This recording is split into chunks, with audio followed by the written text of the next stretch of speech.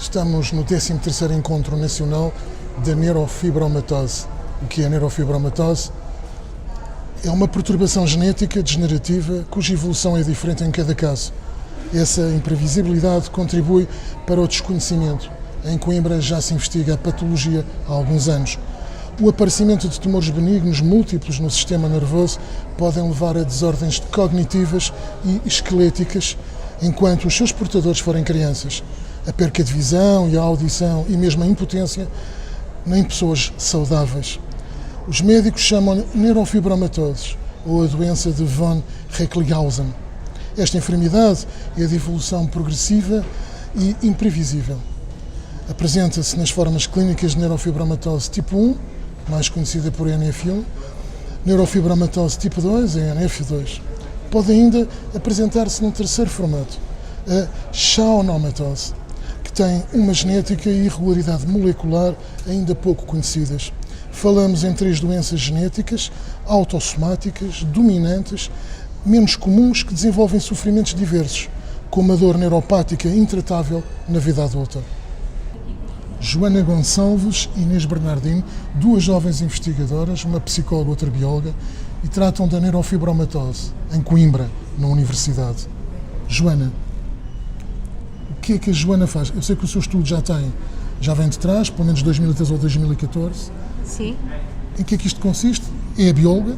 Em que é que isto consiste? Eu peguei num modelo animal de neurofibromatose, foi um ratinho que foi humanizado com a doença humana e que expressa os déficits cognitivos apresentados na doença, e o que eu estou a ver neste momento é que diversas partes do cérebro respondem de forma diferente à doença. E neste momento nós queremos achar alvos terapêuticos que consigam colmatar todo o cérebro de modo a prevenir estes déficits cognitivos que os doentes têm. E esse trabalho começou quando? Este trabalho começou em 2013, neste momento está em revisão para ser publicado numa revista internacional e tem a colaboração de um investigador da Universidade de Los Angeles, que foi aquele que criou estes ratinhos transgénicos, que é o professor Alcino Silva, e estamos a fazer o trabalho em colaboração com esta Universidade de Los Angeles. Inês, psicóloga, Sim. faz parte desta equipa multidisciplinar, portanto estamos aqui a falar de trabalho de grupo, Sim. não estamos propriamente a falar de trabalho individual. Qual é a sua especialidade? Passa a expressão, a mão e o pensamento em quê? Então, eu estou a dar seguimento a um estudo que se iniciou no IBILI, no nosso instituto, com uma outra colega também chamada Inês Violante.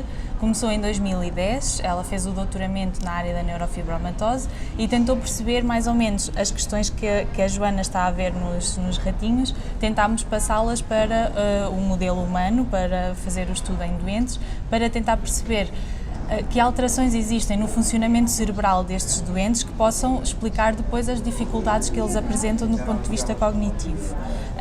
Fizemos estudos em crianças, fizemos também em adultos, utilizámos diferentes técnicas de ressonância magnética e estamos agora neste momento. Vimos apresentar estudos de uma nova técnica que se chama estimulação magnética transcraniana e que no fundo são técnicas complementares para conseguirmos estudar o funcionamento cerebral destes doentes. O objetivo final é de facto conseguirmos perceber melhor a origem das dificuldades cognitivas e tentar depois atuar nelas para tentar minimizar e também, no fundo, minimizar o impacto que estas alterações têm na vida, no dia-a-dia dos doentes. Só uma pergunta. Eu sei que não é financeiro, eu sei que vocês testam isso, mas qual é o budget que vocês têm para isto? Ok. O budget é pequeno. É pequeno, a questão é que em Portugal o orçamento que há para investigação é sempre muito baixo. Nós temos que estar constantemente a concorrer a projetos de investigação para termos financiamento. Eles são financiados pela Fundação para a Ciência e Tecnologia, que neste momento, como é do conhecimento público, mudou de direção e está tudo em stand-by neste momento. Por isso, entre 2015 e 2016, os concursos para os projetos ainda está tudo muito parado e nós não sabemos quando é que vai haver. Outras alternativas, e ainda há pouco tempo eu concorri a projetos nos Estados Unidos, numa fundação que é a Fundação para o Cérebro e para o Comportamento, e estamos a tentar Receitas, sim. Já agora, Inês, o seu estudo começou em quando? Eu peguei no estudo da neurofibromatose em 2013. Tá bem.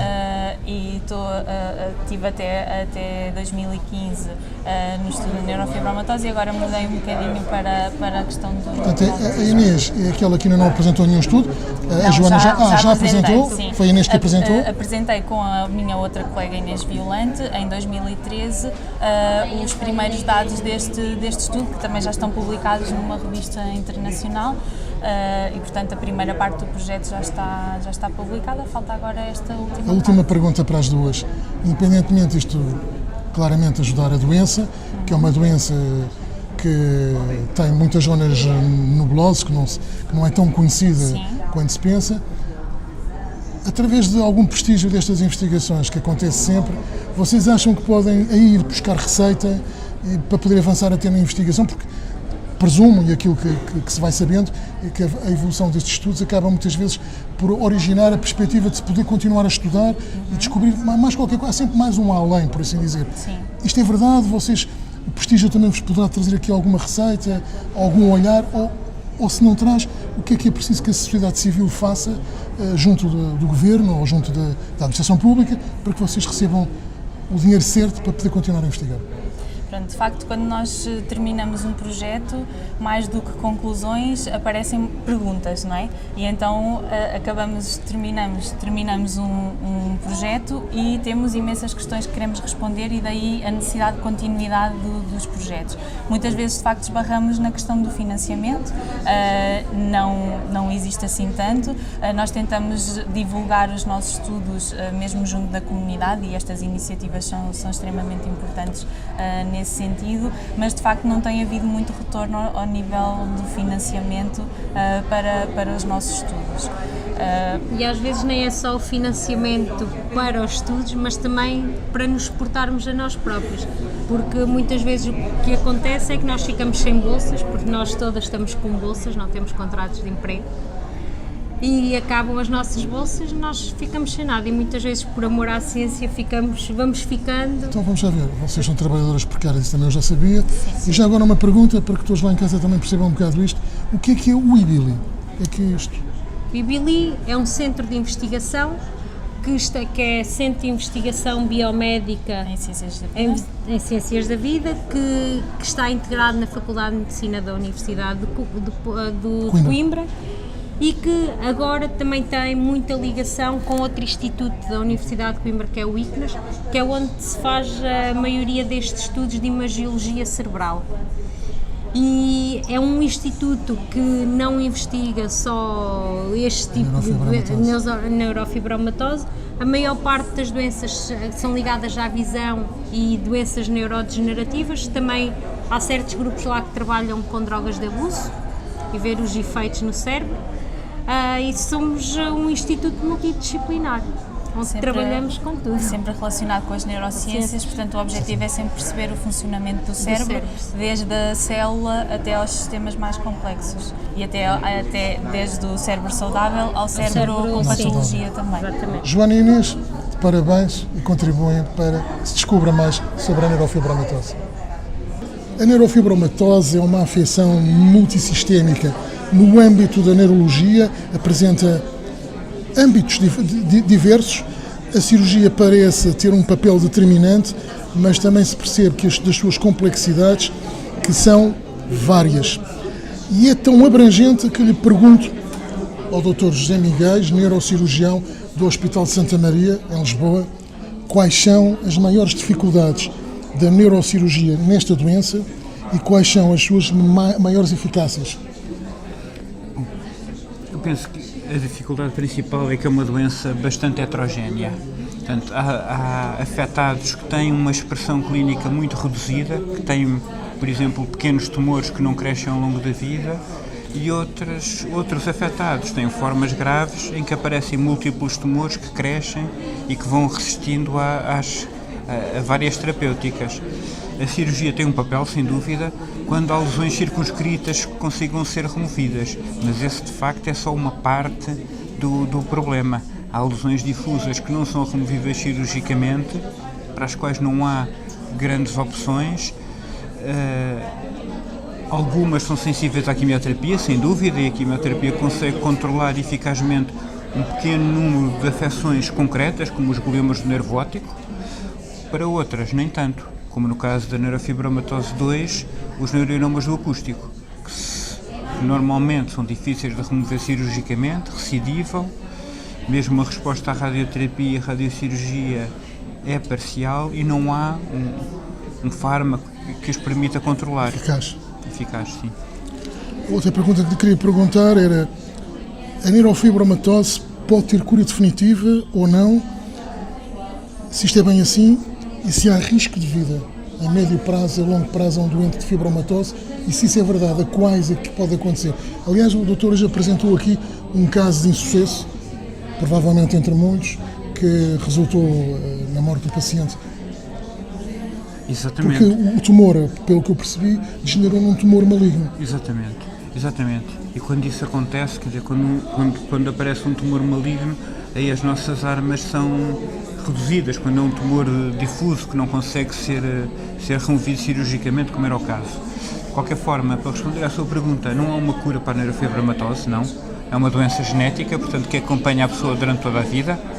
Está nos seus genes, portanto, enquanto não houver uma terapêutica genética, e estamos bastante longe disso acontecer. Apesar de todos os estudos, todas as investigações. Apesar de todos os estudos e todas as investigações, sim, estamos longe disso acontecer. Não há propriamente uma cura.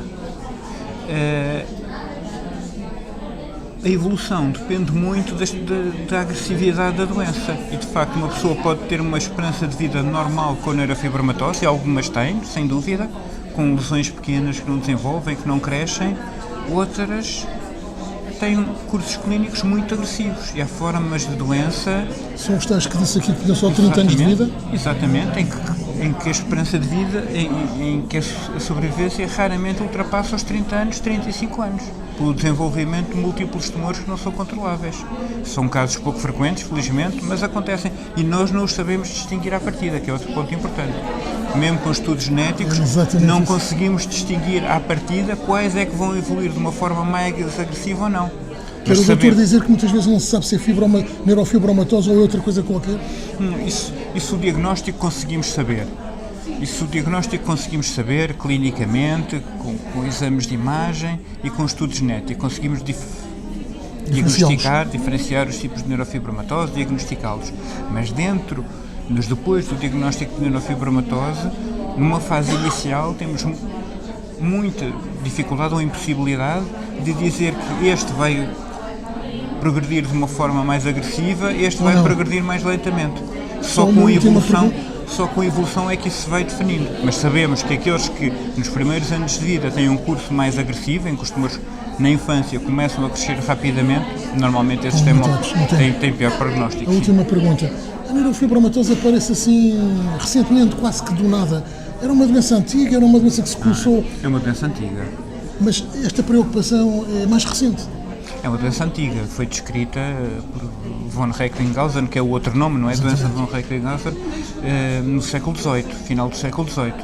E há historicamente casos de neurofibromatose reconhecidos, portanto é uma situação antiga, sim. Recentemente teve mais reconhecimento, porque com o aparecimento, com a divulgação dos exames de imagem, viu-se que muitos doentes com tumores cerebrais tinham esta enfermidade, situações que antes não seriam diagnosticadas como tal e apenas eram consideradas. Exatamente, apenas era considerada a neurofibromatose aqueles casos mais graves que tinham uma expressão cutânea mais evidente, com deformações, com fibromas subcutâneos. Esses é que eram reconhecidos e sempre foram, mas os casos com uma expressão mais discreta, por exemplo, só com tumores intracranianos, só recentemente começaram a ser mais reconhecidos à medida que houve o desenvolvimento dos exames de imagem. Ou melhor, posso eu concluir o comum dos mortais de que a imagiologia veio aqui tornar-se muito importante no diagnóstico definitivo daquilo que era a neurofibromatose. Absolutamente. E na neurologia e na neurocirurgia em geral, o avanço nas últimas décadas tem sido em grande parte dependente dos avanços da imagem, não é? De conseguirmos identificar exatamente as situações. E só a partir dessa identificação é que as conseguimos tratar de uma forma mais efetiva. Muito obrigado, Dr. José Miguel, neurocirurgião do Hospital de Santa Maria. Eu sou Liliana Gonçalves, tenho 37 anos. Pronto, não vinha muito preparada mas pronto. Liliana é professora. Sou professora, sou do Barreiro e já estou a trabalhar nos Açores já há alguns anos. Pronto, estou a trabalhar na Ilha de São Miguel. E pronto, a neurofibromatose foi diagnosticada desde muito criança, portanto sempre me conheci com neurofibromatose e com várias manchas de café com leite. E pronto, a minha mãe tinha, tenho outras pessoas na minha família que têm, a minha avó materna também tinha. E pronto, a nível pessoal, a nível da minha infância, a neurofibromatose teve algum peso, passou a ter um grande peso quando a minha mãe faleceu por complicações malignas da neurofibromatose quando eu tinha 8 anos.